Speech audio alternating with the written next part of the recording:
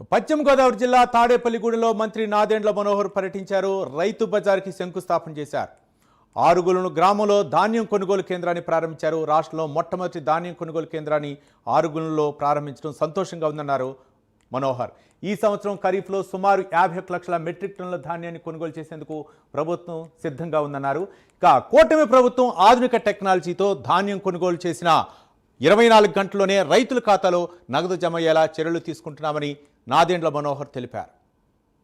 మొట్టమొదటి ధాన్యం కొనుగోలు కేంద్రం తాడేపల్లిగూడెం నియోజకవర్గంలో ఆరుగురు గ్రామంలో ప్రారంభించడం జరిగింది. మీ అందరం గర్వపడే విషయం.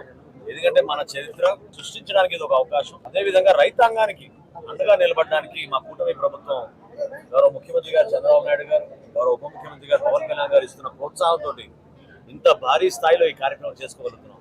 గత సంవత్సరం 5,65,000 మంది రైతుల దగ్గర 12,800 కోట్ల రూపాయలతో ధాన్యం కొనుగోలు చేశాం. ఈ సంవత్సరం ఒక్క ఖరీఫ్ మాసంలోనే 51 లక్షల మెట్రిక్ టన్నుల మీద ధాన్యం కొనుగోలు చేయబోతున్నాం. గతంలో ఎప్పుడు జరగలేదు.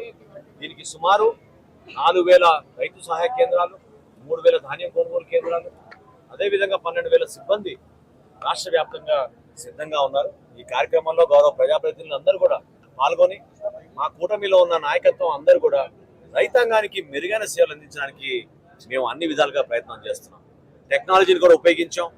వాట్సాప్ ద్వారా రైతు తన కష్టపడి పండించిన ఆ పంటని షెడ్యూల్ చేసుకునే విధంగా, అంటే ఏ మిల్క్ అమ్మాలో, ఏ టైంకి అమ్మాలో, ఏ రోజు అమ్ముకోవాలో అది రైతుకే వెసులుబాటు కల్పించాం. ఈ రోజు మొట్టమొదటి ధాన్యం